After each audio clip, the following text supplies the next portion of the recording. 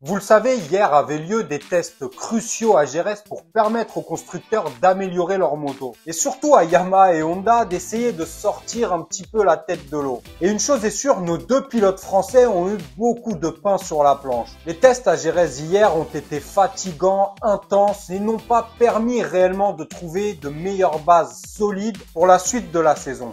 Tout un tas de nouveaux éléments, matériaux essayés, aérodynamique, châssis, carénage, électronique, tout y est passé.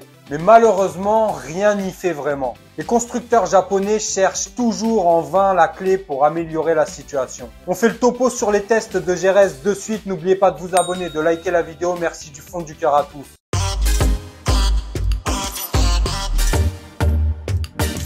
Évidemment, il n'y avait pas que Honda et Yamaha présents pour les tests de Jerez. Tous les constructeurs étaient là. Donc, on va synthétiser brièvement ce qui s'est passé pour Ducati, Aprilia, KTM. Mais c'est surtout pour nos pilotes français et pour les constructeurs japonais en perdition qu'on va réellement poser notre attention et voir ce qui a pu se passer. Pour Ducati, beaucoup de choses essayées et beaucoup de choses, d'après Pecco Bagnaia, qui ont fonctionné, le but étant de supprimer les vibrations qui posent problème à de nombreux pilotes Ducati qui ont la version 2024. Et apparemment, le matériel essayé permet réellement de diminuer les vibrations, voire de les supprimer. Donc pour ça, c'est une bonne chose. Marc Marquez a pu essayer de nombreuses pièces déjà présentes sur les motos d'usine qu'il va pouvoir petit à petit incorporer sur sa machine. Mais Marc a pu également essayer tester une innovation apportée par Ducati avec le frein arrière commandé par le pouce, ce qui permet d'améliorer le freinage et la réaccélération. Du côté d'Aprilia, on a tenté d'affiner les réglages et on a travaillé également beaucoup sur l'aérodynamique. Le but étant de parfaire l'entrée en courbe et d'améliorer les freinages. Ils ont aussi également travaillé sur les départs qui posent problème actuellement chez Aprilia. KTM, quant à eux, ont fourni leurs efforts sur l'amélioration du moteur et de l'électronique de la moto. Le but étant de maximiser le grip au freinage sans perdre la vitesse maximale. Mais finalement, pour ces trois constructeurs-là, on s'inquiète pas trop. Le problème, c'est pour nos pilotes français qui sont dans des teams différents, des constructeurs japonais qui ont beaucoup de peine à retrouver les sommets, ne serait-ce que même de trouver la bonne direction pour améliorer le package. Pour Zarco, c'était vraiment pas la fête et il est pessimiste sur tout ce qu'il a pu essayer sur quasiment la nouvelle moto qu'il a pu tester. On va revenir sur les propos de Johann Zarco concernant ce test et on reviendra par la suite sur Fabio Quartararo et son sentiment sur tout le matériel qu'il a pu essayer lors de ce test. Concernant Zarco, Johann nous dit ceci. Il n'y a rien de positif à tirer de cette moto, il faut l'abandonner. J'ai testé la moto que Bradle a pilotée ce week-end et honnêtement, il n'y a rien de positif à en tirer. Elle a peut-être un avantage mineur quelque part, mais les temps autour ne suivent pas. Ce n'est pas une moto avec laquelle on peut dire « Ok, nous avons progressé ». Je m'attendais à faire un pas en avant avec cette moto, mais ce n'est pas arrivé. Il est clair que cette nouvelle moto ne nous mène nulle part. Cette moto n'est clairement pas la bonne direction. Si elle est censée offrir certaines caractéristiques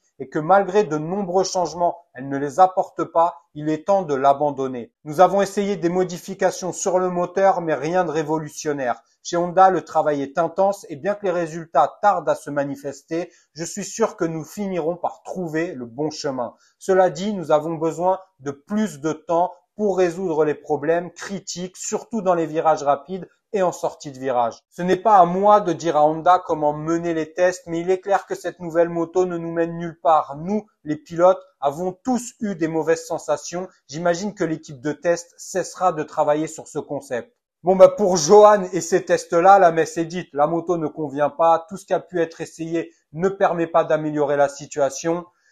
Il reste plus qu'à patienter et à essayer d'autres nouveaux éléments, d'autres nouvelles pièces qui permettront peut-être, on l'espère avec beaucoup de travail, de faire progresser tout ça. On va passer maintenant à Fabio Quartararo qui est un petit peu plus optimiste, bien que les tests n'aient pas apporté grand-chose non plus pour Yamaha. On revient sur les déclarations de Fabio Quartararo. Il reste encore beaucoup à faire pour retrouver les sensations de pilotage de 2022, la fluidité, la stabilité de la moto. Pour être honnête, mon ressenti avec le nouveau matériel était assez neutre. Nous avons noté une légère amélioration à l'entrée des virages, mais cela n'a pas transformé radicalement nos performances. Il reste encore beaucoup à faire pour retrouver les bonnes sensations. Les ajustements de la direction ont entraîné des compromis m'obligeant à incliner moins la moto, ce qui la rend moins agressive. Nous sommes en train d'analyser toutes les données pour voir comment améliorer cela. Ce test à Jerez était crucial pour déterminer si nous sommes sur la bonne voie, mais nous avons encore besoin de temps de test pour confirmer notre direction.